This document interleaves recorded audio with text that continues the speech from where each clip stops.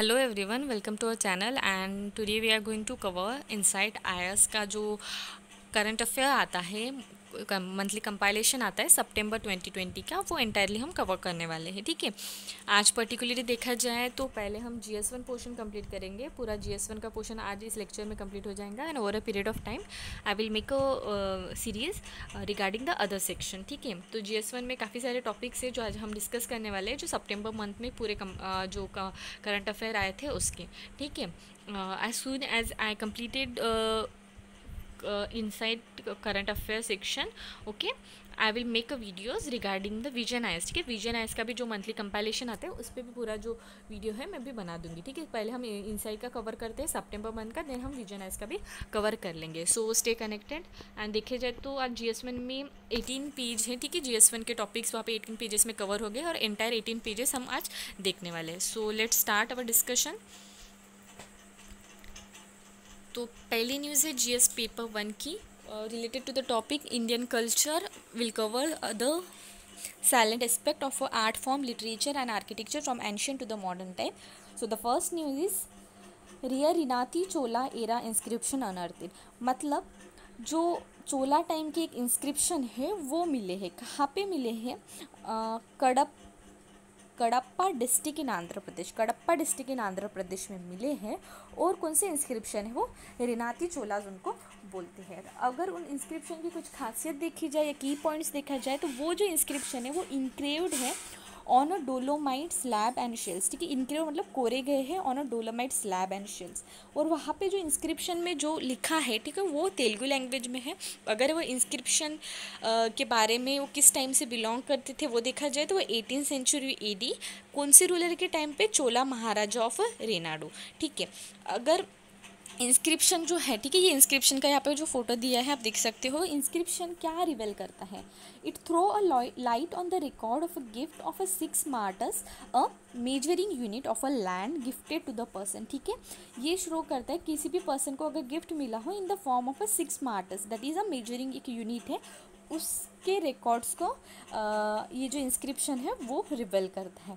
ठीक है, उसके साथ साथ ये इंस्क्रिप्शन की जो लास्ट लाइन्स है, ठीक है, यहाँ पे मेंशन जैसे last line of the inscription are indicated of the priority given to the morality in those days. ठीक है, ये शो करता है कि उस टाइम पे मोरालिटी को काफ़ी ज़्यादा प्रायोरिटी देते थे। अभी ये इंस्क्रिप्शन जो है, ठीक है, उसकी काफ़ी सारी खासियत ऐसी है कि जो पर्सन है, ठीक है, पर्टिकुलर किसी भी पर्सन ने अगर वो इंस्क्रिप्शन को सेफगार्ड किया, ठीक है, फ्यूचर जनरेशन तक, तो उनको एक स्टेटस दिया जाता था। कौन सा स्टेटस दिया जाता था? वो स्टेटस था अस्म वेदा यज्ञ। ठीक है, उनको अस्म वेदा यज्ञ का स्टेटस दिया जाता था। अगर किसी पर्सन ने अगर वो डिस्ट्रॉय हो गया, ठीक है, वो सेफगार्ड नहीं कर पाए, तो उनको ऐसा बोलता था वो that is equivalent to causing a death in न वाराणसी। वो इक्विवेलेंट है कॉसिंग अ डेट टाइप की। ठीक है, अभी देखते हैं कि वो हु वेयर अ रेनाती चोला। अभी रेनाती चोला, ठीक है, उनकी इंस्क्रिप्शन मिले हैं तो वो कौन थे उनके बारे में देखते। तो वो थे, उनको तेलुगु चोलाज ऑफ रेनाडू भी बोलते थे। ठीक है, तेलुगु चोला ऑफ रेनाडू भी बोलते थे और वो रूल करते थे ऑन रेनाडू रीजन। ठीक है, रेनाडू रीजन। अभी प्रेजेंट डे उनको उसको क्या बोलते हैं? कोडप्पा डिस्ट्रिक्ट। जो रेनाडू रीजन है अभी उसको कोडप्पा डिस्ट्रिक्ट भी बोलते हैं। अभी और बाकी कुछ है उस रेनाती चोलास के बारे में देखा जाए तो ओरिजिनली क्या थे वो? इनिशियली वो इंडिपेंडेंट, उनका जो रीजन था वो इंडिपेंडेंट था, पर बाद में वो फोर्सफुली नहीं किया, ईस्टर्न चालुक्य ने उनको एक्वायर कर लिया। और जो भी मेजर रेनाती चोलास के इंस्क्रिप्शन थे कि उस टाइम के, वो सारे जो थे मोस्टली वो तेलुगु लैंग्वेज में ही थे। उसके साथ साथ जो एक नांदीवरम, ठीक है, 500 एडी एक पर्सन थे, वो क्लेम कर रहे थे they he was a descent from the family of a Karikal and Kashyap Kashyapa gotra. ठीक है, ये इस गोत्र से बिलोंग करते हैं, ऐसा उनका क्लेम था। ठीक है, उसके साथ साथ जो ये रेनाती चोला थे उन्होंने जो कोडप्पा डिस्ट्रिक्ट, ठीक है, अभी प्रेजेंट हम उसको रेनाडो डिस्ट्रिक्ट बोलते हैं, वो तो एक्वायर कर ही लिया। ठीक है, पर over a period of time उन्होंने काफ़ी सारी जो टेरिटरी है वो भी एक्वायर कर दिए। कौन सी टेरिटरी देखे जाए तो अनंतपुरा, ठीक है, कुर्नूल एंड चित्तौड़ डिस्ट्रिक्ट को भी उन्होंने एक्वायर कर लिया। ठीक है, अभी कुछ पॉइंट्स है जो एग्जाम रिलेवेंट है, कि जैसे हमने यहाँ पे चोला डायनेस्टी का डिस्कस किया है। ठीक है, चोला का एडमिनिस्ट्रेशन देखना है, चोला के बारे में क्या खासियत है वो सारा देखते हैं। तो सबसे पहले है कि जो चोला का एडमिनिस्ट्रेशन था, उनका लोकल एडमिनिस्ट्रेशन 3 इसमें डिवाइडेड था। ठीक है, वो डिस्ट्रिक्ट एक था, टाउन एक था और विलेज लेवल। ठीक है, 3 इसमें उनका ये डिवाइडेड है। उसके साथ साथ उत्तरा मेरू इंस्क्रिप्शन, ठीक है, उत्तरा मेरू एक इंस्क्रिप्शन है जो पूरा जो चोला का एडमिनिस्ट्रेशन है उसके बारे में बताता है। और चोला डायनेस्टी में क्या था, मोस्ट यूनिक फीचर क्या था, विलेज ऑटोनॉमी। ठीक है, विलेज ऑटोनॉमी एक मेन फीचर था या मेन खासियत थी, एक यूनिक फीचर था उस टाइम पे चोला एडमिनिस्ट्रेशन का। ठीक है, Nadu was one of the important administration unit. ठीक है, उस टाइम पे नाडू करके था वो एक इम्पॉर्टेंट जो है एडमिनिस्ट्रेटिव यूनिट माना जाता था चोला एडमिनिस्ट्रेशन का। ठीक है, अब नाडस क्या है, हैव अ रिप्रेजेंटेटिव असेंबली। ठीक है, नाडूस जो थे उनके एक रिप्रेजेंटेटिव असेंबली रहती थी, and the head of nadus were called as a Nattars, उनको नातर्स बोलते। ठीक है, जो भी हेड रहते थे नाडू का। ठीक है, और जो कंसिल रहता है, council of Nadu was called as a Nattavi. ठीक है, नातावी उसको जो कंसिल रहता था नाडू का उसको बोलते थे। एक वरियम करके भी एक पार्ट है, इसके बारे में बताती हूँ। Village assembly carried on a village administration effectively with the help of a Wariyam. ठीक है, जो विलेज असेंबली है, ठीक है, मैंने जैसे यहाँ पे बताया डिस्ट्रिक्ट रहता है, टाउन रहता है और विलेज लेवल पे एडमिनिस्ट्रेशन था। तो जो विलेज असेंबली थी या विलेज एडमिनिस्ट्रेशन था वो इफेक्टिवली कैरी किसके थ्रू किया जाता था, वरियम के थ्रू। And the male member of the society were the member of this वरियम। ठीक है, जो असेंबली थी, ठीक है, जिसके थ्रू जो विलेज असेंबली थी, ठीक है, ठीक, वो जो एडमिनिस्ट्रेशन कैरी करती थी किसके हेल्प के साथ, वारियम के साथ। तो जो मेल मेंबर रहते थे सोसाइटी के, वो उस मेंबर्स मतलब जो मेंबर रहते थे वारियम के। ठीक है, इस तरीके से हमने फर्स्ट न्यूज़ देख ली। सेकेंड है हम्पी। अभी हम्पी के बारे में न्यूज़ में आया था, क्यों आया था, जो मिनिस्ट्री है, ठीक है, मिनिस्ट्री ऑफ टूरिज़्म, उन्होंने रिसेंटली एक वेबिनार ऑर्गेनाइज किया था जिसका टाइटल था Hampi inspired by the past going into future. ठीक है, ये एक टाइटल था, उनके एक वेबिनार का ऑर्गेनाइज किया था मिनिस्ट्री ऑफ टूरिज्म ने, किसके अंडर, जो देखो अपना देश वेबिनार सीरीज़। ठीक है, देखो अपना देश वेबिनार सीरीज़ वो मिनिस्ट्री ऑफ टूरिज्म ने स्टार्ट किया था, उसके अंडर में Hampi inspired by the past going into the future करके उन्होंने एक वेबिनार ऑर्गेनाइज किया था। ठीक है, जो देखो अपना देश वेबिनार सीरीज़ है, ठीक है, वो काफ़ी सारे जो इंडिया के रिच डाइवर्सिटीज़ है, ठीक है, वो सारों को शोकेस करता है। उसके साथ साथ ये किसके अंडर में आता है, एक भारत श्रेष्ठ भारत जो प्रोग्राम है उसके अंडर में ये जो देखो अपना देश वेबिनार सीरीज़ है वो कंडक्ट की जाती है। ठीक है, अभी हम्पी के बारे में देखा जाए तो हम्पी क्या है, it was the last capital of the last great Hindu kingdom of Vijayanagara. ठीक है, हम जैसे जानते हैं कि Vijayanagara was the last Hindu kingdom, तो उसकी जो लास्ट कैपिटल थी वो हम्पी थी। ठीक है, यहाँ पे फोटो भी दिया है, बहुत प्यारा फोटो है। ठीक है, in 1336 CE the Vijayanagara empire arose from the ruin of a Kampila kingdom. It grew into one of the famed Hindus empire of a South India that ruled over 200 years. ठीक है, जो विजयनगर एम्पायर है वो जो Hindu empire जो है वो बहुत ज़्यादा एक प्रॉस्परस एम्पायर था। ठीक है, और उन्होंने साउथ इंडिया में उन्होंने नियरली 200 ईयर्स तक वहाँ पे उन्होंने रूल किया। ठीक है, it was a part of a Mauryan empire back in the 3rd century BC। ठीक है, जब 3rd century BC आ गया उस टाइम पे जो हम्पी है वो मौर्यन एम्पायर का पार्ट बन गया। और ये जो हम्पी है, ठीक है, उसको यूनेस्को की वर्ल्ड हेरिटेज साइट भी अभी डिक्लेयर कर दिया गया है। ठीक है, काफ़ी पहले ही डिक्लेयर कर दिया। उसके साथ साथ its name is derived from Pampa. ठीक है, एक पाम्पा से ये जो हम्पी का नाम है वो डिलीवर हुआ है। अगर उसका ओल्ड नेम देखा जाए, पाम्पा का ओल्ड नेम देखा जाए तो वो था तुंगभद्रा रिवर। ठीक है, तुंगभद्रा रिवर के बैंक पे उसको बिल्ड किया है। The site use a regional and multi ethnic, ठीक है, ये जो साइट है काफ़ी multi regional and multi ethnic, उसमें कुछ पार्ट्स है, ठीक है, जैसे कि हिंदू और जैन के मॉन्यूमेंट्स हैं वो मोस्टली हम्पी में देखे जाते हैं, इसलिए उसको multi regional and multi ethnic बोला गया है। अगर आर्किटेक्चर के बारे में देखा जाए, it is describe as UNESCO and एस्टेरिया ग्रैंडिसो साइट उसको बोलते हैं, ठीक है। यहाँ पे देखा जाए तो more than 1600 surviving remain of a last great Hindu kingdom in a south India, ठीक है। यूनेस्को इसको बहुत अच्छे से डिस्क्राइब करता है। उसके साथ साथ जो बिल्डिंग्स है, ठीक है, बिल्डिंग्स मोस्टली क्या फॉलो करते हैं, जो साउथ इंडिया का हिंदू आर्ट फॉर्म था या आर्किटेक्चर फॉर्म था, उसको जो बिल्डिंग से प्रीडोमिनेटली उसको फॉलो करते हैं। और जो आर्किटेक्चर डेटिंग है, ठीक है, architecture dating to the Aihole style, Pattadakal style, इसको आर्किटेक्चर डेटिंग मतलब कुछ पार्ट्स जो है डिफरेंट डिफरेंट इससे उसको इंक्रेड किया है या उसको बनाया गया है, ठीक है, जो आर्किटेक्चर है हम्पी का, ठीक है। But the Hampi builder also use the element of Indo Islamic architecture, ठीक है, जो इंडो इस्लामिक आर्किटेक्चर का फॉर्म है वो भी हम्पी का जो बिल्डर्स है उन्होंने यूज़ किया है इन द लोटस महल, ठीक है, लोटस महल पे, the public bath and the elephant stable, ठीक है। इन तीनों फैक्टर्स में जो है कौन से आर्किटेक्चर एलिमेंट यूज़ किया है, इंडो इस्लामिक आर्किटेक्चर, ठीक है। उसके बाद देखा जाए तो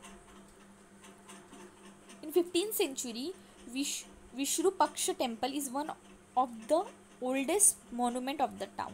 तो 15th century में क्या है, विश्रुपक्ष टेम्पल जो था उसको ओल्डेस्ट मोनूमेंट उस टाउन का बोला जाता था। उसके साथ साथ हेमकुंडा हिल, ठीक है, जो south of Virupaksha temple contain earlier ruins, Jain temple and a monolithic sculpture of a Lord Narsimha, a lord of a form of a Lord Vishnu, ठीक है। ये भी जो Jain temple and monolithic sculpture जो थे लॉर्ड नरसिम्हा के, जो फॉर्म हम बोलते हैं लॉर्ड विष्णु का, वो भी यहाँ पे दिखाई देता है। इसके साथ साथ विट्ठल टेम्पल जो है वो भी बिल्ड हुआ था 16th सेंचुरी में, उसको भी अभी वर्ल्ड हेरिटेज मॉन्यूमेंट करके डिक्लेयर किया है, ठीक है। इस तरीके से हमने देख लिया कि हम्पी के बारे में जो न्यूज़ थी उसको भी कवर कर लिया है। नाउ रिगार्डिंग देखो अपना देश webinar series on Punjab a historical perspective, ठीक है। तो ये अभी जो सीरीज़ है, ठीक है, जो मिनिस्ट्री ऑफ टूरिज्म ने स्टार्ट की है उसके अंडर में भी एक पंजाब एक हिस्टोरिकल पर्सपेक्टिव करके भी उनका एक वेबिनार सीरीज़ था, एक दिन के लिए उन्होंने ऑर्गेनाइज किया था, किसके अंडर में, एक भारत एक श्रेष्ठ प्रोग्राम, ठीक है। इसके एफर्ट्स है कि जो इंडिया की डाइवर्सिटी है उसको शोकेस करें, अभी भी मैंने पहले भी डिस्कस कर दिया है, ठीक है। अभी हम्पी के बारे में देखिए, अभी हम पंजाब के बारे में देखते हैं। तो पंजाब जो है land of a five rivers बोलते हैं, पंजाब जो land of a five river, अभी कौन से रिवर, झेलम चिनाब रवि सतलज बीज, ठीक है, ये जो 5 रिवर्स है उनको, यहाँ पे एक फिगर भी बहुत प्यारा दिया है, ठीक है, जैसे यहाँ पे काफ़ी सारे रिवर्स का जो मेंशन है, ठीक है, ये 5 रिवर्स है, ठीक है, झेलम चेनाब रवि बीस एंड सतलज, ठीक है, ये 5 रिवर है, इसलिए पंजाब जो है land of a five river बोलते हैं, क्योंकि ये 4-5 रिवर पंजाब में ही फ्लो होते हैं, ठीक है। उसके साथ साथ अगर इनके किंग्स के बारे में देखा जाए या किसका पंजाब में उस टाइम पे रूल था, तो देखा जाए तो it was occupied by Maharaja Ranjit Singh who was known as a Sher e Punjab, शेर ई पंजाब बोलते हैं महाराणा रंजीत सिंह को, ठीक है। एंड उन्होंने उन्होंने ऑक्यूपाई किया था पंजाब को, एंड मोस्ट ऑफ द जो पार्ट था उस टाइम पे, ठीक है, उन्होंने 19th सेंचुरी के टाइम पे, and then take over by the East India Company when it annex the Punjab in 1849, पर बाद में जो है वो ईस्ट इंडिया कंपनी के पास चले गए जब when he annexed the Punjab in 1849 में, ठीक है। अगर इंपॉर्टेंट फेस्टिवल देखे जाए पंजाब में तो कौन से सेलिब्रेट होती है, तीज, लोरी, बसंत पंचमी, बैसाखी, होला महला, ठीक है, ये 5 जो फेस्टिवल है इंपॉर्टेंट फेस्टिवल है पंजाब के। उसके बाद में तो काफ़ी सारे बहुत ब्यूटीफुल साइट्स भी हैं, जैसे गोल्डन टेम्पल, ठीक है, एक पिलग्रिमेज साइट है, ठीक है, काफ़ी सारे डिवोटीज़ है, काफ़ी वर्ल्ड से वहाँ पे आते हैं। अगर उसका कंस्ट्रक्शन देखा जाए, कंस्ट्रक्शन के बारे में कुछ फीचर्स देखे जाए वो तो कंस्ट्रक्शन ऑफ अमृत सरोवर, ठीक है, pool of a nectar was initiated by गुरु अमरदास, ठीक है, गुरु अमरदास ने जो अमृत सरोवर है उसका जो कंस्ट्रक्शन है उसको इनिशिएट किया था, ठीक है। वो थर्ड गुरु थे, सॉरी, इन द ईयर 1570, ठीक है, 1570 को उन्होंने स्टार्ट किया था। और अगर वो कंप्लीट कब हुआ, जब गुरु फोर्थ गुरु है, दैट इज़ गुरु रामदास, ठीक है। इनिशिएट उन्होंने किया था, गुरु अमरदास ने किया था, पर उनका कंप्लीट कब हुआ, गुरु रामदास के टाइम पे कंप्लीट हुआ। It step with Sikhism basic tenet of a universal brotherhood and all inclusion ethos. The Golden Temple can be access for all direction, ठीक है। जो गोल्डन टेम्पल है उनके काफ़ी अच्छे अच्छे फीचर्स बताते हैं, जैसे कि universal brotherhood and all inclusion ethos, ठीक है। उसके साथ साथ काफ़ी सारे प्रोमिनेंट प्लेसेस भी हैं पंजाब में, जैसे देखा जाए तो सिटी ऑफ फतेहगढ़ साहिब, ठीक है। सिटी ऑफ फतेहगढ़ साहिब जो है एक प्रोमिनेंट प्लेस है, ठीक है। उसको हम टाउन ऑफ विक्ट्री भी बोला जाता है, ठीक है। टाउन ऑफ विक्ट्री क्यों बोला जाता है उसके बारे में अगर देखा जाए, जो इनिशियली वो जो सिख थे, ठीक है, Sikhs under the leadership of a Baba Badan Singh, ठीक है, बाबा बदान सिंह बहादुर, उनके अंडर में वो जो सिटी थी, ठीक है, फतेहगढ़, वो इनिशियली उनके अंडर में था। And he conquered most of his area and later destroyed the Mughal fort, and he by destroying the Mughal fort he conquered that area, and Banda Singh Bahadur announced the establishment of a Sikh rule in that country, and he established the Sikh rule in that country, and the tyranny of a Mughal rule was completely destroyed in the city of Fatehgarh Sahib, ठीक है। Virasat e Khalsa museum, ठीक है, Virasat e Khalsa museum, और जो भी पंजाब के होंगे उनको पता होगा कि बहुत ब्यूटीफुल साइट है, ठीक है। It is a architecture marvel commemorating the 550 years of culture and tradition of Punjab and Sikhism, ठीक है। पंजाब और सिखिज़म के 550 ईयर कंप्लीट होने के बाद ये आर्किटेक्चर मार्वल बनाया गया था, ठीक है। एक partition museum, world first museum on a largest human migration, ठीक है। सबसे वर्ल्ड का बड़ा म्यूज़ियम है जहाँ पे सबसे लार्जेस्ट ह्यूमन माइग्रेशन है, ठीक है। Virasat e Khalsa museum. Now the next news, who was a Subramania Bharati, ठीक है। अभी सुब्रमण्यम भारतीय जो थे उनके बारे में देखते हैं। तो सी सुब्रमण्यम भारतीय, उनका जन्म हुआ था 11 दिसंबर 1882 को, कहाँ पे, इन इयातपुरम विलेज ऑफ तिरुवेलम डिस्ट्रिक्ट तमिलनाडु में, ठीक है। ये उनकी खासियत देखी जाए तो एक पोएट थे, फ्रीडम फाइटर थे और सोशल रिफॉर्मर थे तमिलनाडु के। उनको महाकवि भारतीय भी बोला जाता था, ठीक है। His song of a nationalism and freedom fighter, ठीक है। इन्होंने काफ़ी सारे उनके सॉन्ग्स जो थे नेशनलिज्म और फ्रीडम ऑफ इंडिया के टाइम पे, तो वो बहुत ज़्यादा मतलब पॉपुलर भी थे उस टाइम पे, ठीक है। उनका लिटरेचर वर्क भी काफ़ी था, काफ़ी सारे उन्होंने लिटरेचर वर्क किए, जैसे कि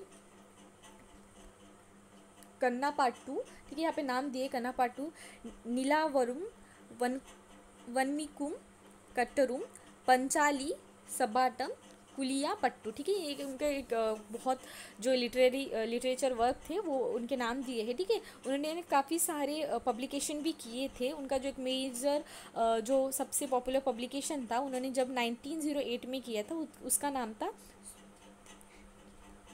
सुतेशा गीतांगल, ठीक है। उनका एक बहुत पॉपुलर जो पब्लिकेशन था, ठीक है।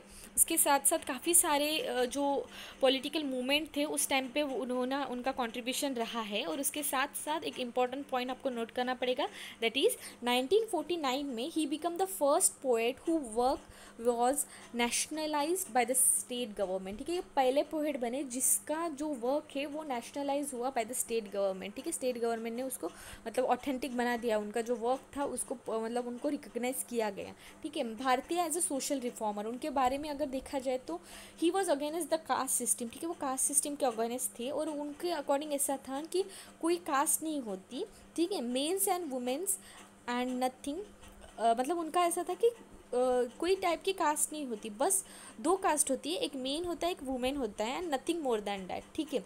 और उसके साथ साथ वो कुछ जो शास्त्र थे जो वुमेन्स को बारे में इक्वालिटी नहीं दिखाते थे, वो उनका भी जो है वो विरोध करते थे, ठीक है। ही believe in equality of human kind, ठीक है। वो इक्वालिटी पे बिलीव करते थे, ठीक है। ह्यूमन काइंड की इक्वालिटी पे वो ज़्यादा बिलीव करते थे। इस तरीके से हमने देख लिया भारतीय जो थे सुब्रमण्यम भारतीय, उनके बारे में जानकारी ले ली, ठीक है। अभी नेक्स्ट न्यूज़ है ध्रुवपद, एक ध्रुवपद करके न्यूज़ में काफ़ी ज़्यादा थे ये। तो उसके बारे में देखते थे। तो ध्रुवपद क्या है? It is a most ancient style of Hindustani classical music. ठीक है, ये हिंदुस्तानी क्लासिकल म्यूज़िक का बहुत एंशियंट स्टाइल है, ठीक है, जिसका सर्वाइवल अभी तक हुआ है। ठीक है, इसकी खासियत क्या है? ये ओरिजिनल जो फॉर्म था वो उसी फॉर्म में अभी तक सर्वाइव कर रहा है, ये इसकी खासियत है। ठीक है, यहाँ पे मेंशन किया, देखिए, survival until today in its original form. इसलिए ध्रुवपद क्या है? एक एंशियंट हिंदुस्तानी क्लासिकल म्यूज़िक है। अभी ध्रुवपद का नेचर देखा जाए तो ये जो म्यूज़िक है ये स्पिरिचुअल है। ठीक है, उसके साथ इसका मेन जो मोटिव है वो किसी टाइप के एंटरटेनमेंट या एंटरटेन करने को सीख नहीं करता, बट उनका मेन क्या है? To induce a feeling of a peace and spirituality to the listener. ठीक है, एक पीस और स्पिरिचुअलिटी एक लिसनर को मिले, ये उनका मेन मोटिव है, ना not to entertain some person. ठीक है, एंड इट प्राइमरली देखा जाए तो ये फॉर्म ऑफ अ वर्कशिप है। ठीक है, जो ऑफर किया जाता है to the divine through the sound और नाडाज।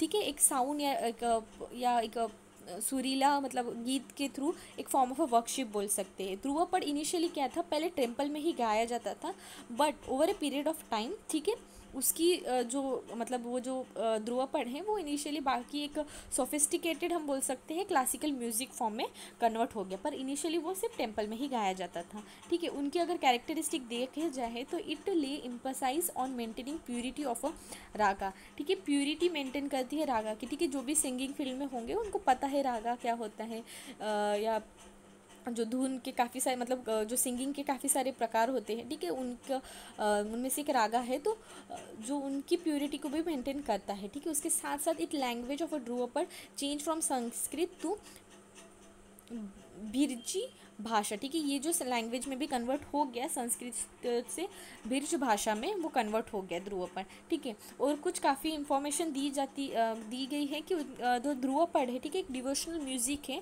जिनका ओरिजिन अगर देखा जाए तो सामवेद। ठीक है, सामवेद के टाइम का वो उनकी ओरिजिन है। ठीक है, हमें जैसे पता है काफ़ी सारे वेद है। ठीक है, वेद कौन से हैं वो आप खुद बताओगे मुझे। ठीक है, कमेंट सेक्शन में ज़रूर बताना।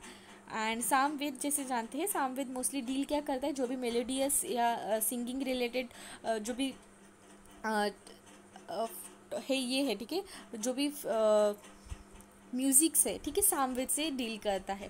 ठीक, उसके बाद ध्रुवपद अभी मिडेवल एज टाइम पे देखा जाए तो जो भी मुग़ल एंड राजपूत किंग्स थे, ठीक है, उनके टाइम पे भी ध्रुवपद का उनके जो महल थे या उनके दरबार थे उस टाइम पे भी वो गाया जाता था। ठीक है, एंड परफॉर्मेंस के बारे में कुछ पॉइंट्स दिए हैं कि performance of Dhrupad is done in 2 part, अल्फाज एंड बंदिश। ठीक है, अल्फाज और बंदिश में ये जो परफॉर्मेंस होता है ध्रुवपद का वो किया जाता है।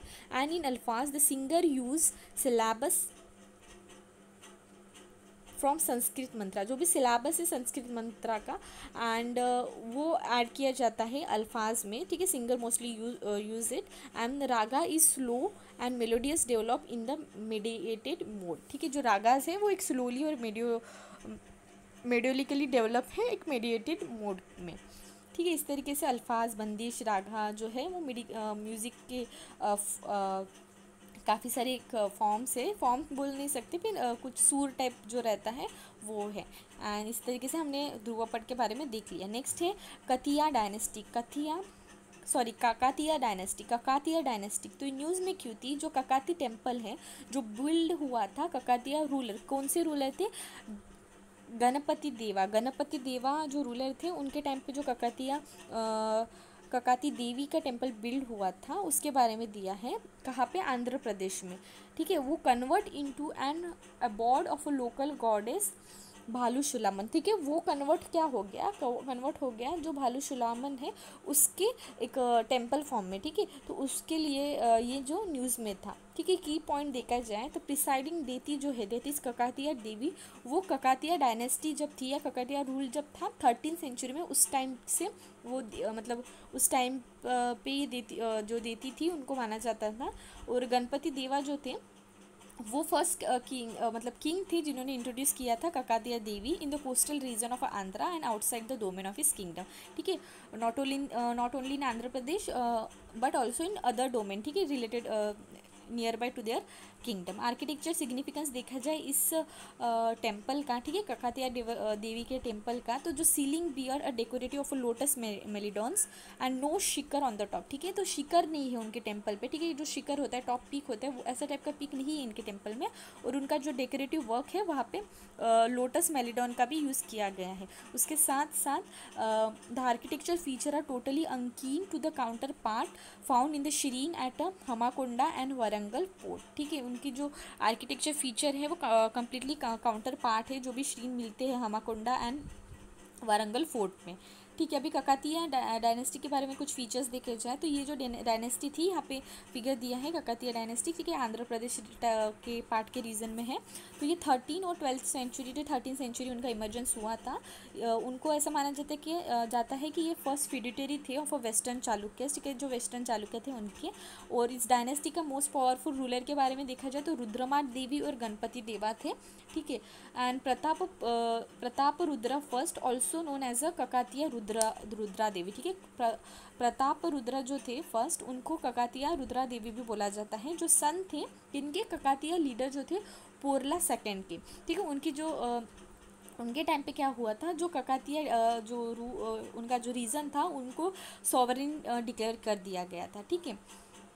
It was under the rule of a Pratap Rudra first that usage of a Telugu language in the inscription begin. उस टाइम पे तेलुगु लैंग्वेज का इंस्क्रिप्शन जो प्रताप रुद्रा फर्स्ट थे उनके टाइम पे स्टार्ट हो गया था। And before the establishment of Warangal as a capital, Hanamkonda was the first capital of Kakatiya dynasty, ठीक है, जो ककातिया रूल था उनकी फर्स्ट कैपिटल हमाकोंडा थी। And over a period of time Warangal उसमें वारंगल कैपिटल डिक्लेयर कर दिया गया, ठीक है। एक इटालियन ट्रैवलर थे मार्को पोलो, ठीक है, वो जब ककातिया डायनेस्टी में या ककातिया किंगडम में उन्होंने विजिट किया उस टाइम पे रुद्रमा देवी का टेन्योर था, ठीक है। उन्होंने बाद में वहाँ पे उनकी जो एडमिनिस्ट्रेटिव स्टाइल है या काफ़ी सारे जो उनके वर्क्स है उनको काफ़ी एडमायर किया था जो इटालियन ट्रैवलर थे मार्को पोलो ने। उनके आर्ट एंड आर्किटेक्चर देखा जाए इस फॉर्म जो ककातिया टेम्पल है, ठीक है, उनका तो iconic Kakatiya Thoranam was build by the Rudrama Devi father in a 12th century, ठीक है। थोरनम क्या है, एक गेट है, ठीक है, यहाँ पे फोटो तो नहीं है पर एक गेट फॉर्म है ऐसा, आप इसका फोटो देखोगे आप गूगल पे सर्च करके तो आपको पता चलेगा। तो वो जो है, ठीक है, वो बिल्ड हुआ था कब, रुद्रमा देवी के फादर्स जो थे 12th सेंचुरी में, उस टाइम पे वो बिल्ड हुआ था। उसका जो काफ़ी सारे जो फीचर्स है, जो सांची, ठीक है, सांची का जो स्तूप है उसके गेटवे के काफ़ी सारे फीचर्स जो है वो इससे मैच होते हैं। उसके साथ साथ 1000 pillar temple in Warangal was build during the Kakatiya ruler, जो 1000 वारंगल का काफ़ी ब्यूटीफुल एक जो टेम्पल है वो जो है ककातिया रूलर के टाइम पे ही बनाया गया था।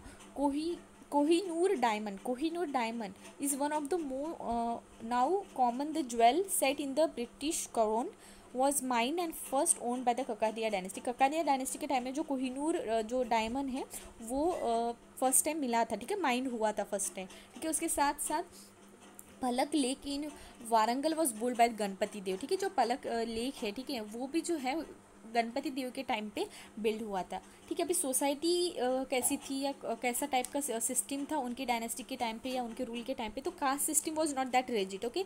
सिग्निफिकेंटली वहाँ पे उनके जो कास्ट सिस्टम थी उतनी रिजिड नहीं थी। उनका जो ऑक्यूपेशन था, पीपल्स का ऑक्यूपेशन मतलब उनके ऑक्यूपेशन जो था वो उनके बर्थ से डिसाइड नहीं होता था, ठीक है। इतनी जो कास्ट सिस्टम थी वो उतनी रिजिड नहीं थी उस टाइम पे, ठीक है। जब ककातिया डायनेस्टी का एंड कब हुआ, 1323 AD में उनका जो एंड हो गया उनके डायनेस्टी का। और जो वारंगल है वो over a period of time दूसरे रूलर ने कॉन्कर किया। कौन से रूलर थे, गियासुद्दीन तकलक, ठीक है, उन्होंने कैप्चर कर दिया। एंड उसके बाद दिल्ली सल्तनत या सुल्तान ऑफ दिल्ली ने भी कैप्चर कर दिया, ठीक है। उसके बाद है श्री नारायण गुरु के बारे में एक इन्फॉर्मेशन है कि उनकी 164th बर्थ एनिवर्सरी थी 2 सितंबर को। अभी श्री नारायण गुरु कौन थे, नारायण गुरु एक सोशल रिफॉर्मर थे। उनका काफ़ी सारा जो वर्क है, ठीक है, transformation the social fabric of Kerala and changing the belief of Keralites in way unimaginable at that point, ठीक है। उनका काफ़ी सारा रोल रहा है केरला में, काफ़ी सारे जो पीपल्स का बिलीफ है उनको चेंज करने में, ठीक है। तो उनका बॉर्न हुआ था इन इघावा फैमिली से वो बिलोंग करते थे। और उस टाइम पे उन्होंने काफ़ी सारे ही had face much social injustice in the caste rigidity society in Kerala. ठीक है, कास्ट रिजिडिटी के होने की वजह से उन्हें काफ़ी सारे सोशल इंजस्टिस भी उस टाइम पे फेस किए थे। ठीक है, अभी सोशल इसलिए उन्होंने सोशल रिफॉर्म काफ़ी सारे लाए थे केरला में। तो अभी कौन से सोशल रिफॉर्म लाए थे? उन्होंने पहला जो एक रिफॉर्म लिया था in the Kerala, reject the casteism. उन्होंने कास्टिज़म को टोटली उन्होंने रिजेक्ट किया था। एंड उन्होंने प्रमोट किया था जो spiritual value of freedom and social equality को उन्होंने प्रमोट किया था। उसके साथ साथ use to stress the need of a spiritual and social upliftment. वो काफ़ी ज़्यादा सोशल अपलिफ्टमेंट को ज़्यादा फोकस करते थे, क्योंकि जो डाउन टू अर्थ थे, ठीक है, जो मतलब नीचे वाले पीपल्स थे, ठीक है, जो उनको भी एक प्रॉपर अपॉर्चुनिटीज़ मिले। ठीक है, ऐसा उनका मानना था। And bye their own effort through the establishment of a temple and educational institute. उन्होंने काफ़ी सारे टेम्पल्स और एजुकेशनल इंस्टीट्यूट भी बनाए। उसके साथ साथ ही यूज़ टू वो प्रीच करते थे, मतलब उनका वो मोस्टली ऐसा उनका भाषण रहता था। ठीक है, वननेस ऑफ अ ह्यूमैनिटी। ठीक है, उन्होंने वन ह्यूमैनिटी को वननेस ही बोलते थे। ठीक है, वननेस मतलब सिर्फ एक ही ह्यूमैनिटी है। ठीक है, कुछ कास्ट बैरियर नहीं होनी चाहिए, क्रॉस्ड कास्ट की कुछ बंदिशें हैं वो नहीं होने चाहिए, ऐसा उनका मानना था। ठीक है, जो भी सुपरस्टिशन थे उसको भी वो कम्प्लीटली डिसएग्री करते थे। इन 1888, ठीक है, 1888 he install an idol of a Shiva at the Aruvippuram in Kerala. उन्होंने शिवा का जो आइडल है उन्होंने इंस्टॉल किया अरवीपुरम केरला में।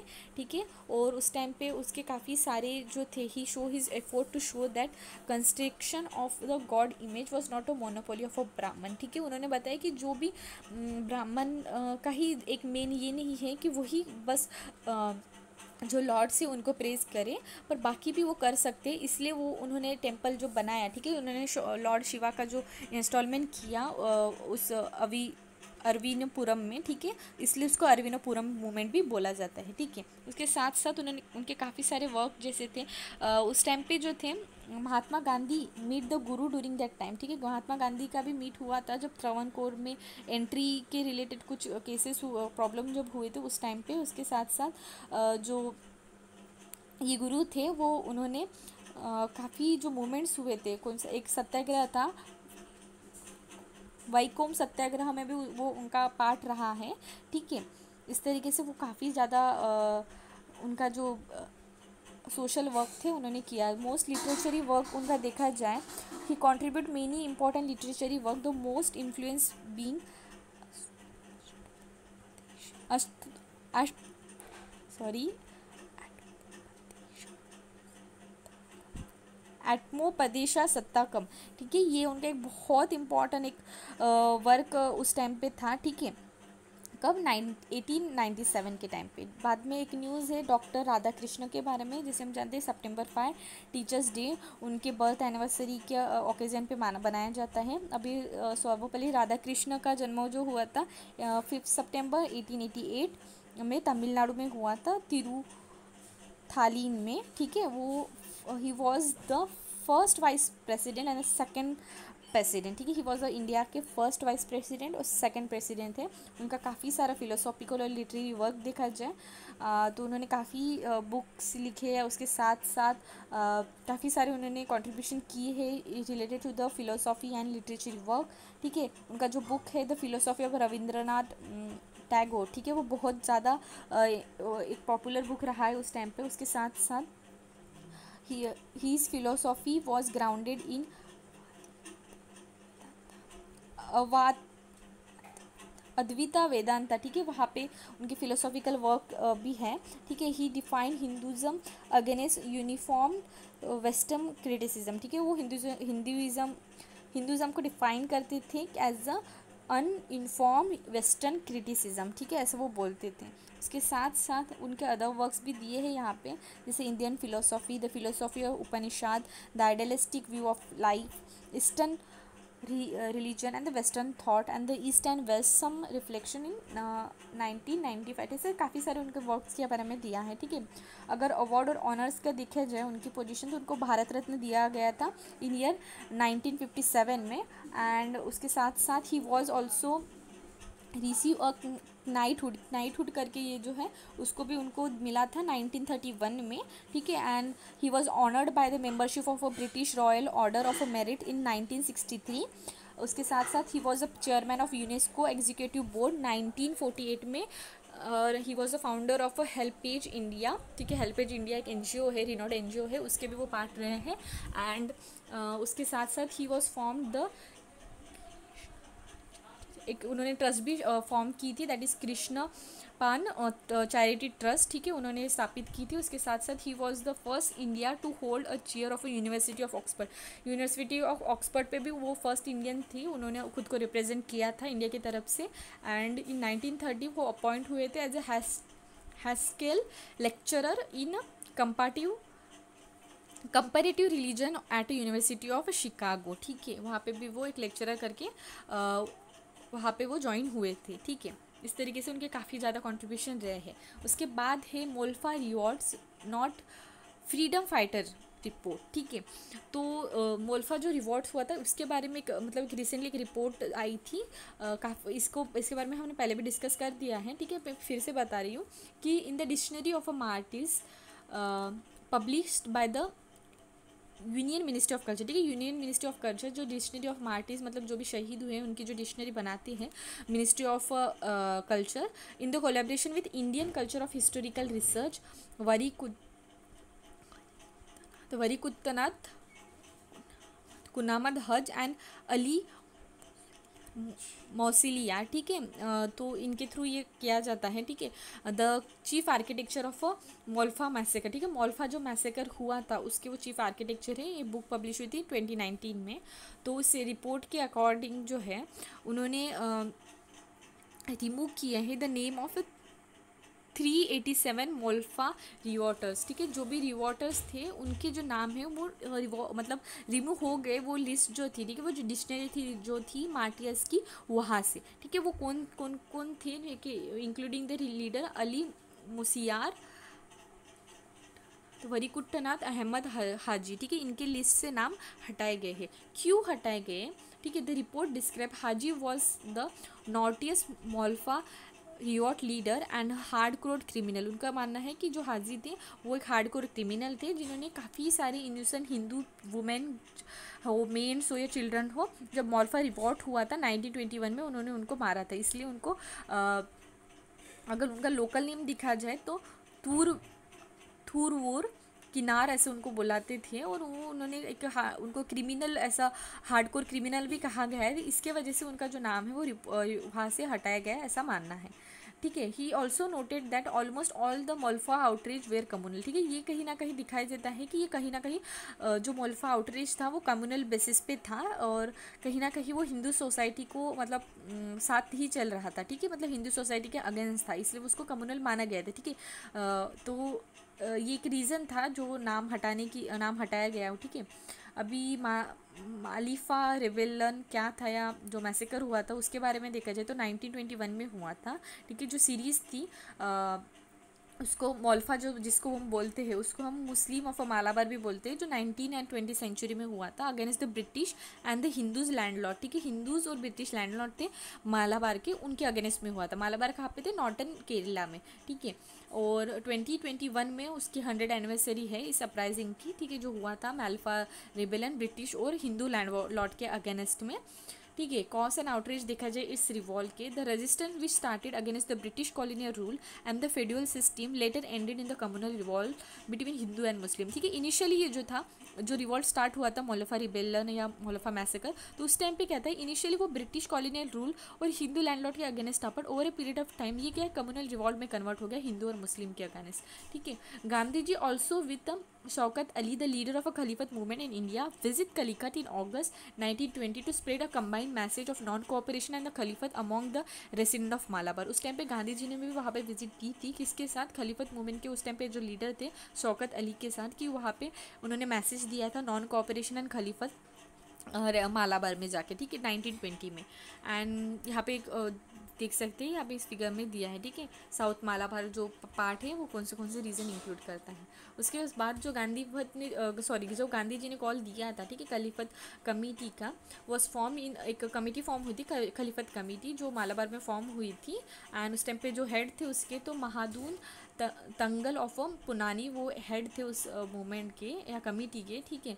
उसके साथ साथ जो मोस्ट ऑफ द टेनेंट थे, ठीक है, जो भी फार्मर्स थे या जो भी टेनेंट थे, ठीक है, उनको काफ़ी सारा grievance was related to the security, ठीक है। जो भी उनका ग्रीवियंस था तो वो मोस्टली किस के रिलेटेड था, जो उनकी जो टेन्योर की सिक्योरिटी नहीं थी, ठीक है, हाई रेंट था, ठीक है, इन सारे के अगेंस्ट जो रिवॉल्ट था वो किया गया था। तो ब्रिटिश जो थे रिस्पॉन्ड विथ मच एग्रेसिव, ठीक है, ब्रिटिश के अगेंस्ट ये रिवॉल्ट किया गया था, ठीक है। इनिशियली तो ब्रिटिश के अगेंस्ट ही किया था ना, तो जो इस रिवॉल्ट की वजह से क्या हुआ, उनका जो उसके रिस्पॉन्स में जो था वो बहुत एक एग्रेसिव एक उन्होंने एक रिस्पॉन्स दिया, ठीक है, बाय ब्रिंकिंग अ गोरखा रेजिमेंट, ठीक है, गोरखा रेजिमेंट में ला के एक बहुत एक एग्रेसिव उन्होंने रिस्पॉन्स दे दिया था टू द जो मालाबार में जो ये हुआ था, ठीक है, मॉलफर रिवॉर्ट हुआ था उसमें, ठीक है। वैंगॉन ट्रेजेडी, ठीक है, वैंगॉन ट्रेजेडी मतलब वैंगॉन जैसे पता है कि एक व्हीकल रहता है, ठीक है, जहाँ पे हम गुड्स वगैरह ट्रैवल करते हैं, तो एक वहाँ पे एक बहुत बड़ी ट्रेजेडी हुई थी कि ऐसा बोला जाता है कि जो ब्रिटिश ने जो है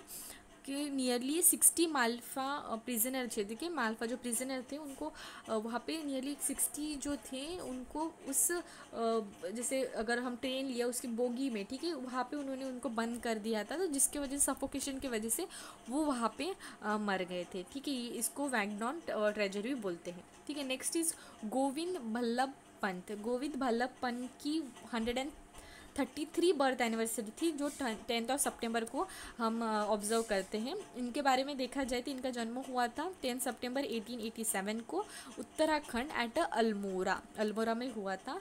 इन Kashipur he establish organisation call Prem Sabha उन्होंने इस्टेब्लिश की थी and started to work in various reform, ठीक है। He also saved a school from shutting down due to the non payment of a taxes, ठीक है। उन्होंने काफ़ी एक मूवमेंट में भी उनका पार्टिसिपेशन रहा है कि जब स्कूल की शट डाउन होती थी कि उन्होंने टैक्सेस पे नहीं किए, तो उसमें भी उन्होंने काफ़ी सारे स्कूल्स को सेव किया है कि जो non payment of a taxes जो ब्रिटिश गवर्नमेंट लगाते थे उनसे मतलब शट डाउन होने से उन्होंने बचाया, ठीक है, गोविंद बल्लभ पंत, ठीक है। ऑफिस ही हेल्ड, उन्होंने काफ़ी सारे ऑफिस हेल्ड किए, बस स्टैटिक पार्ट है, मैं आपको रीड करके बता दूंगी, ऐसा कुछ एक्सप्लेन करने के लिए है नहीं इसमें, ठीक है। बिफोर इंडिपेंडेंस देखा जाए तो 1921 में वो इलेक्ट हुए थे as a legislative assembly of United Province of Agra and Awadh, ठीक है। लेटर हम उसका नहीं उत्तर प्रदेश बोल सकते, ठीक है। उसके बाद क्या हुआ, इसके साथ साथ वो कैंडिडेट रहे हैं स्वराज पार्टी फ्रॉम नैनीताल से। और 1937 में क्या हुआ, जो प्रोविजनल इलेक्शन जब हुए थे under the government of India act 1935, तो जो पंत थे वो was appointed as a premier and in post 1939 जब वो Congress minister resign from after the British committed India to the Second World War, ठीक है। वहाँ पे भी उस टाइम पे भी उन्होंने जो है उन्होंने अपने जो पोस्ट है वहाँ पे उसको सर्वाइव की थी, ठीक है, सर्व किया था उस टाइम पे। एंड 1946 को यूनाइटेड प्रोविंस इलेक्शन हेल्ड हुए थे, तब पंत जो थे एज अ प्रीमियर करके वो फिर से इलेक्ट हुए थे, ठीक है। बिफोर इंडिपेंडेंस उनका ऑफिस उन्होंने कौन से कॉलेज से होल्ड किए, ठीक है। आफ्टर इंडिपेंडेंस देखा जाए तो चीफ मिनिस्टर रहे उत्तर प्रदेश के, ठीक है। उसके साथ साथ इंडिया के होम मिनिस्टर भी रहे 1955 टू 1961 इस का इतने टाइम तक। And he was during his tenure that state were organise on the linguistic line, ठीक है। उस टाइम पे उनके टाइम पे जो स्टेट का रीऑर्गेनाइजेशन हुआ था स्टेट रीऑर्गेनाइजेशन कमेटी थ्रू, तो उस टाइम पे मतलब उनके टेन्योर के टाइम पे ही स्टेट रीऑर्गेनाइजेशन हुआ था। की कंट्रीब्यूशन देखा जाए कि यहाँ पे इनका फ़ोटो भी दिया है जिसे, ठीक है। तो की कंट्रीब्यूशन देखा जाए तो उन्होंने काफ़ी सारे इंपॉर्टेंट इश्यूज़ को अबॉलिश करने में उनका मेजर रोल रहा है, जैसे ज़मींदारी सिस्टम हो गई, ठीक है, उस टाइम पे। और जो फॉरेस्ट का प्रिजर्वेशन के रिलेटेड भी उन्होंने काफ़ी सारे वर्क किए हैं। एंड उनका work for the protection of a farmer, ठीक है, एक्सेसिव जो रेंट लगाते हैं ब्रिटिश गवर्नमेंट के टाइम पे उसके रिलेटेड भी उन्होंने काफ़ी वर्क किया है। और उन्होंने जो कॉटेज इंडस्ट्रीज़ होती है उनको भी उनके बेनिफिट्स या उनके जो उनके लिए भी उन्होंने काफ़ी काम किया है। और जो कुलीस बेगर लॉ था उसके अगेंस्ट भी उन्होंने काफ़ी ज़्यादा वॉइस निकाला, मतलब उन्होंने काफ़ी आवाज़ उठाई थी। एंड उसके साथ साथ जो गांधी जी का मूवमेंट था सत्याग्रह, उसके टाइम पे भी जो पंत थे, उन्होंने मतलब उनका भी एक मेजर रोल रहा है उस टाइम पे। और 1930 में क्या हुआ, वो अरेस्ट हो गए थे, ठीक है। He was arrested and held at a Dehradun jail. 1930 में वो जेल में भी गए थे। And he was also protest against the Simon commission. Simon commission जब आई थी उसके टाइम पे भी उन्होंने काफ़ी प्रोटेस्ट में था। And he was also against the separate electorate from the minority. जो माइनॉरिटी के लिए सेपरेट इलेक्टोरेट डिमांड कर रहे थे उसके भी वो अगेंस्ट थे। और उनको भारत रत्न भी, एक हाई सिविलियन अवार्ड भी दिया था। हाई सिविलियन अवार्ड किस टाइम पे दिया था, 1957 को उनको जो भारत रत्न भी अवार्ड दिया था, ठीक है। अभी नेक्स्ट देखते हैं parliament of a world religion, ठीक है। एक 127 एनिवर्सरी थी स्वामी विवेकानंद की इन शिकागो, ठीक है। तो parliament of a world religion के बारे में देखा जाए तो फर्स्ट हेल्ड हुई थी 1893 में, सितंबर 11 टू सितंबर 27 तक, ठीक है। जो बहुत इमिनेंट जो पर्सनैलिटीज़ हैं all over the world use to attend that parliament of a world religion, ठीक है।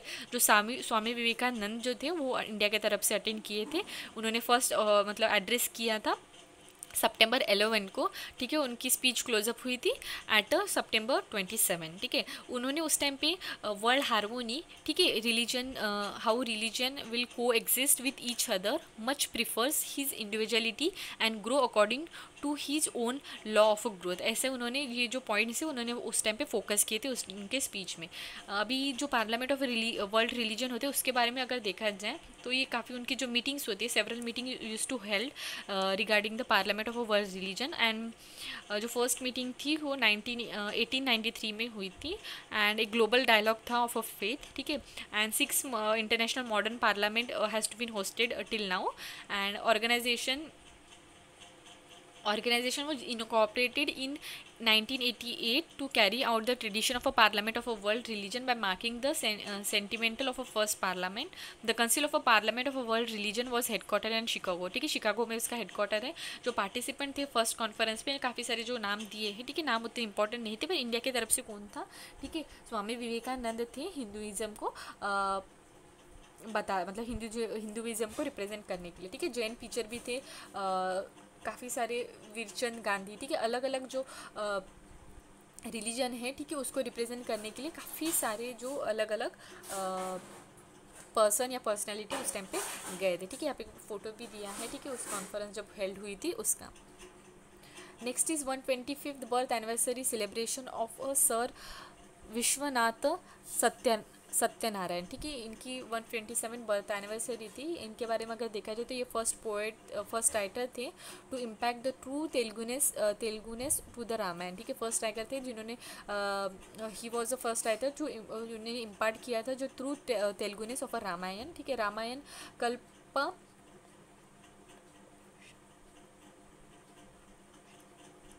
कल्पवृक्षम, ठीक है। रामायण कल्पवृक्षम एक उनका एक वर्क रहा है उसमें, इसके वजह से उनको ज्ञानपीठ अवार्ड भी दिया गया है, ठीक है। Through his work he has highlighted the importance of imparting learning in the mother language, ठीक है। उनके जो वर्क की वजह से मतलब हाईलाइट हुआ कि उन्होंने इम्पोर्टेंस बताया कि मदर लैंग्वेज में लर्निंग का, ठीक है। उसके साथ साथ preserving culture and protecting the nature, ठीक है, ऐसे उनका वर्क रहा है, ठीक है। नेक्स्ट इज पुन्नापरा पुन्नापला वायरार रिवॉल्ट, ठीक है। इसके बारे में अगर कंटेक्स्ट देखा जाए तो the Indian council of historical research has suggested dropping the communist martyrs of a Punnapra वायलार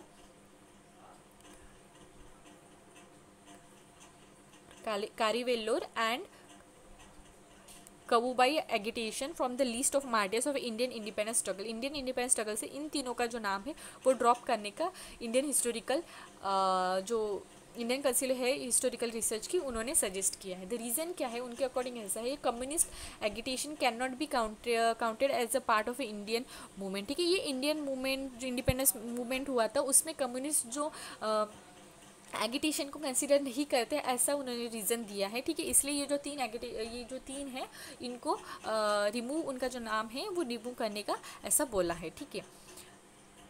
अभी उनके अगर ये रिवॉल्ट्स के बारे में देखे जाए,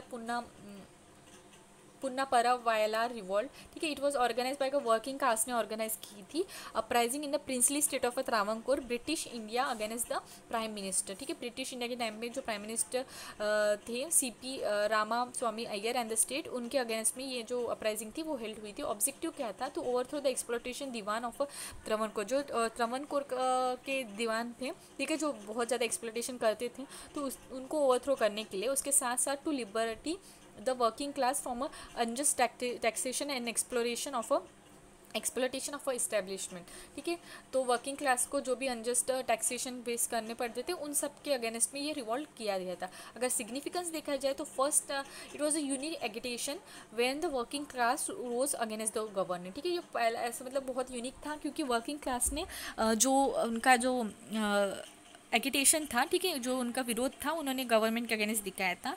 एंड जो मोस्ट ऑफ द जो ये थे वर्किंग क्लास के थे, ठीक है, पीपल्स जो थे सारे जो वर्किंग क्लास के थे, तो इसलिए वो बहुत एक यूनिक बोला जाता है इस रिवॉल्ट को, ठीक है। And it result establishing democracy in the region and give a decisive turn to the politics of a state, ठीक है, इसके वजह से क्या हुआ, इस रिवॉल्ट के वजह से एक इस्टेब्लिशमेंट ऑफ डेमोक्रेसी हुई उस रीजन में एक, और पॉलिटिक्स को एक डिफरेंटली टर्न दिया गया, ठीक है। It saw that the people of all the class in up in the arm against the common tyrants, hence it dissolve a caste and religion distinction and induce a unity among the people, ठीक है, unity establish हुई इस revolt के बाद, इसलिए इस revolt को एक यूनिक कैरेक्टर भी माना जाता है इस रिवॉल्ट का, ठीक है। इम्प्लीकेशन क्या हुए इस रिवॉल्ट के, जो proper struggle against the declaration of independence Travancore by then the then Travancore, ठीक है, एक मतलब जो काफ़ी ज़्यादा एक जो स्ट्रगल हुआ था डिक्लेरेशन ऑफ इंडिपेंडेंस त्रावणकोर एक इस्टेब्लिश हो गया इस रिवॉल्ट के बाद। एंड के वर्गीस वेदम, ठीक है, leader of a struggle has gone on the record saying it was a rehearsal for the larger revolution with the ultimate objective of establishing communist India, ठीक है, कम्युनिस्ट इंडिया के जो मेन ऑब्जेक्टिव है उसके जो एक रिहर्सल है, ठीक है, एक स्ट्रगल जो किया था ऐसा उन्होंने कहा है। नेक्स्ट है भगत सिंह, ठीक है, भगत सिंह की 113 बर्थ एनिवर्सरी थी 28 सितंबर 2020 को, उनका जन्म हुआ था सितंबर 1907। अगर उनका काफ़ी उनकी खासियत देखी जाए तो वो जब इनिशियली वो use to support the Mahatma Gandhi, ठीक है, नॉन कोऑपरेशन मूवमेंट में भी उनका काफ़ी ज़्यादा सपोर्ट रहा है। उसके साथ साथ जब महात्मा गांधी ने विड्रॉ किया मूवमेंट ऑफ चौरी चौरा का इंसिडेंट हुआ था, तो महात्मा जो भगत सिंह थे he use to turn in the revolutionary nationalism, ठीक है, वो रिवॉल्यूशनरी नेशनलिज्म को टर्न हो गए, ठीक है। एसोसिएशन अगर देखा जाए तो 1924 में in Kanpur he was a member of a Hindustani republic association, Hindustani republic association के मेंबर्स थे, ठीक है, जो स्टार्ट हुई थी बाय द सचेंद्र नाथ सेंगल, उन्होंने स्टार्ट की थी। और 1925 में क्या हुआ, वो जो कानपुर से वो रिटर्न आ गए लाहौर को, ठीक है, and within the 6 year, ठीक है, 6 ईयर में sorry within the next year में क्या हुआ, वो और उनके कलीग, ठीक है, and he started a militant youth organization, उन्होंने नवजीवन भारत सभा करके एक मिलिटेंट यूथ ऑर्गेनाइजेशन उन्होंने स्टार्ट की। और 1928 में क्या हुआ, he associated with Hindustani socialist republic association, ठीक है, ये हिंदुस्तानी सोशलिस्ट रिपब्लिक एसोसिएशन के साथ वो जुड़ गए, किसके साथ, उस टाइम जब वो जुड़े उनके साथ सुखदेव और चंद्रशेखर आज़ाद भी थे। और Bhagat Singh and Sukhdev also organize a Lahore student union for open legal work among the student, ठीक है, लाहौर स्टूडेंट यूनियन का भी उन्होंने ओपन किया सुखदेव के साथ, ठीक है। उसके बाद देखा जाए रिवॉल्यूशनरी एक्टिविटी, तो लाहौर कॉन्स्पिरेसी केस और 1929 सेंट्रल असेंबली बॉम्बिंग के केस में जो भगत सिंह थे उनके साथ साथ और 2 पर्सन थे, ठीक है, मैं बताती हूँ, आपको भी पता होगा उन 2 पर्सन कौन थे, तो उनको वो जो थे इस कॉन्फ्रेंस से जुड़े थे। भगत सिंह का एग्जीक्यूशन किया गया था, ठीक है, ये जो 2 केस हुए थे इसके वजह से उनको क्या हुआ, अरेस्ट किए गए और उनको राजगुरु और सुखदेव जो थे उनके साथ साथ उन तीनों को हैंग कर दिया गया ऑन 24 मार्च, ठीक है, 24 मार्च लाहौर जेल में, ठीक है, लाहौर जेल में उन तीनों को हैंग करा दिया गया after the Lahore conference and central bombing case, ठीक है। और 23 मार्च को इसलिए हम शहीद दिन या सर्वोदय डे भी करके सेलिब्रेट करते हैं, ठीक है। On the honour of a Bhagat Singh, Rajguru and Sukhdev. Political ideology देखा जाए, हीज आज़ादी means not was limited for expelling the British, instead he desire आज़ादी फ्रॉम पॉवर्टी। ठीक है, उनके अकॉर्डिंग जो था, आज़ादी मीन्स सिर्फ ब्रिटिश आज़ादी नहीं, उनको आज़ादी चाहिए थी पॉवर्टी से, ठीक है, अनटचेबिलिटी से, कम्युनल स्ट्रिप से, ठीक है, जो भी डिस्क्रिमिनेशन हो रहा है या एक्सप्लोटेशन हो रहा है उन सब से भी उनको आज़ादी की उनकी डिमांड थी। ठीक है, अभी नेक्स्ट न्यूज़ देखते हैं। NSO टाइम यूज़ सर्वे। ठीक है, जो नेशनल स्टैटिस्टिकल ऑफिस है, जो एक विंग है ministry of statistic and programme implementation की, उन्होंने first time time use survey conduct किया है इंडिया में during the January to December 2019। अभी सर्वे के बारे में देखा जाए तो प्राइमरी ऑब्जेक्टिव क्या है, is to measure the participation of a men and women in paid and unpaid activity. जो मेन एंड वुमेन है पेड और अनपेड एक्टिविटी में, उनका जो पार्टिसिपेशन है उसको मेज़र करना इस मेन ऑब्जेक्टिव था इस सर्वे का। ठीक है, तो काफ़ी सारे सर्वे किए गए। ठीक है, important sources of information on the time spend in the unpaid care taken activities, volunteer work, unpaid domestic services, productive activity of a household members and information जो थी। ठीक है, कितना टाइम स्पेंड होता है, ठीक है, मतलब लग्जरियस एक्टिविटीज़ हो या सेल्फ केयर एक्टिविटीज़ हो या सोशल लर्निंग, ठीक है, इन सब एक्टिविटीज़ के बारे में जो है वो इन्फॉर्मेशन ली गई है। ठीक है, अगर एवरेज टाइम देखा जाए तो काफ़ी ज़्यादा स्टैटिक पार्ट है। ठीक है, मैं बताती हूँ कि जो एवरेज इंडियन वुमेन है वो देखा जाए तो 243 मिनट से वो स्पेंड करती है। ठीक है, इसका मीन नियरली 4 आवर। ठीक है, 4 आवर तक वो टाइम अपना स्पेंड करती है।